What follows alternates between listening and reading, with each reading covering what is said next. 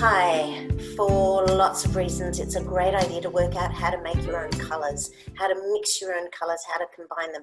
Today, raw sienna, we're going to look at how to mix your own raw sienna. So on a colour wheel, if we were to put yellow here and blue there and red there, we put yellow at the top, then raw sienna is about here on the colour wheel.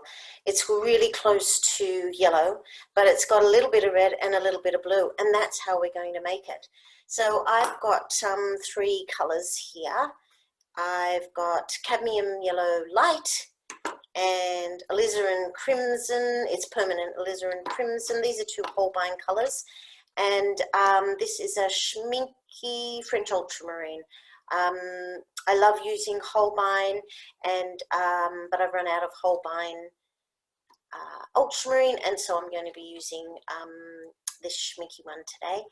So two Holbein watercolors and one schminky, and cadmium yellow light is a pure yellow, so it's perfectly placed here on the color wheel. Just grab a little bit of yellow, put it there. And my alizarin crimson is also a pure red, it's permanent alizarin crimson, and on the color wheel it sits around there. It's a magnificent color, quite pinkish really, but it's when you're mixing, you can mix it as a pure red. It's got no yellow, it's got no blue. And then the blue that I'm using is French ultramarine, which is not a pure blue. It's pure blue plus a little bit of red. So I'm just mixing a little bit there. If pure blue is there, ultramarine sits about there. So that's French ultramarine there.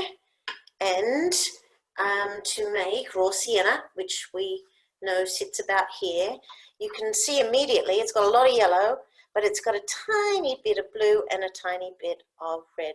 So I'm going to mix it up on my palette. I'm going to start with yellow because that's what there is the majority of in raw sienna. So a big dollop of yellow. And then I'm going to use a really tiny brush to put in a dot of blue. Oops, that made no difference. Let's say a few drops. And then I'll wash that off. And then straight into my alizarin. And effectively I'm adding purple.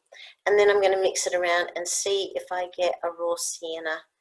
So it's a little bit on the green side, so I'm going to add a dot more red. And it's a little bit like adding salt. I'm just going to add it slowly. So it's looking a lot like yellow ochre at the moment. So I'm just going to put a little swatch here. It's very, very close to raw sienna, but I think it's even still the tiniest bit on the green side. So I'm adding red because red neutralizes green. So I'm just adding that teensy bit more, and oh, that's incredibly close. And probably when I put my swatch down, I'm going to notice very little difference.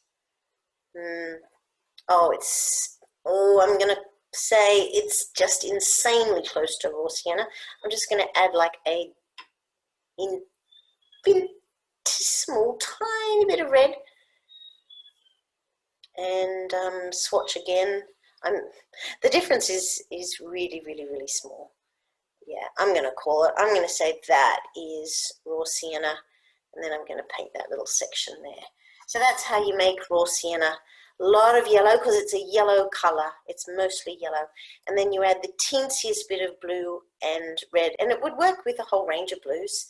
I just like using French ultramarine in mixing because it's already got a tiny bit of red in there, but any blue would have done this, a very similar job. So that's how you make raw sienna, a wonderful utilitarian color that you can use in skies and land. So I paint lots of landscapes, and that's what I'm going to do with this, is use it to paint landscapes. So I'm Marion Chapman, and I run watercolor classes, and thank you so much for listening. See you next time.